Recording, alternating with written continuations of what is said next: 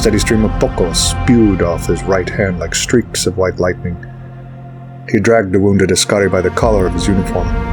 Sandile recognized the Askari despite his bloodied and battered face. It was Acolyte Wikisa. Akachi threw Wikisa to the ground, who landed with a thud at Sandile's feet, blood trickling from his mouth. "He's not real," Wikisa said as he drew his last breath.